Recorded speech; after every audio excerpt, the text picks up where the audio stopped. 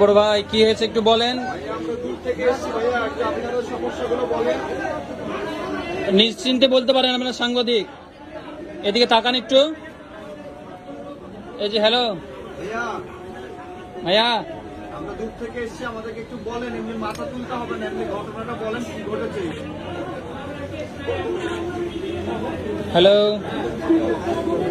বড় ভাই,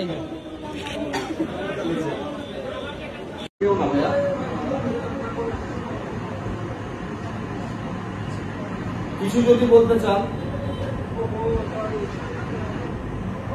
আপনাকে আটকে রাখা হয়েছে এখানে, আপনি এমনি এসছেন নিজে থেকে কাজে অফিসের কাজে না এমনি ভাইয়া?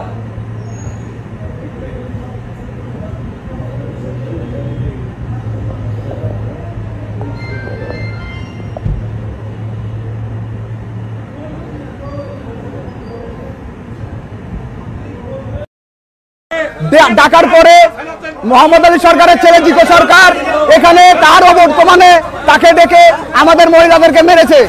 তার সাথে একটা ছেলে ছিল, তাকেও মেরেছে। এখানে মোটামুটি 1 ঘন্টা হয়ে গেল ওসি সাহেবের আসা, তিনি এখন পর্যন্ত কোনো ব্যবস্থা নেননি।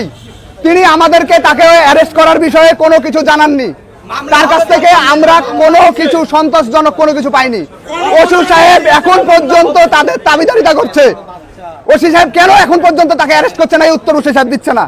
মোহাম্মদ আলী কামাল কি 5 আগস্টের পরবর্তী কোনো মামলার আসামি ছিলেন বা আছেন কি আপনারা জানেন? মোহাম্মদ আলী সরকার রাজশাহী জেলা পরিষদের চেয়ারম্যান ছিল, তার ছেলে এটা। তিনি আওয়ামী লীগ সরকারের সাথে আওয়ামী লীগ সরকারের একজন প্রতিনিধি ছিল। তার সন্তান এটা। ইনি মানে অনেক অত্যাচারী এবং আমাদের এই অঞ্চলে অনেক জায়গায় সে এইভাবে আজকের মতো এরকম অনেক ঘটনা ঘটেছে। এবং এই যে তার প্রতিষ্ঠান, এই প্রতিষ্ঠানে সে বিগত দিন এখানকার ব্যবসায়ীদের সাথে খারাপ ব্যবহার করেছে। আমাদের পার্শ্ববর্তী এলাকায় সে রাস্তার ধারে সরকারি গাছ কেটে তার প্রতিষ্ঠান খারাপ করছে। আপনারা এখন পর্যন্ত ওখানে দেখেন। আজকের ঘটনা আমাদের 2টা নিরীহ বোনকে তারা বিভিন্নভাবে মিথ্যা কথা বলে চাকরির নামে ডেকে নিয়ে আসার পরে তাদেরকে অত্যাচারিত করেছে, তাদেরকে বেধড়ক পিটিয়েছে। মানে যেটা অমানসিক অত্যাচার করেছে বলা যাবে। ওই মেয়েটা এখন কথা বলার মতো পরিবেশে নাই, তাকে আমরা হাসপাতালে পাঠিয়েছি। চিকিৎসার পরে তার সাথে আমরা কথা বলতে পারবো।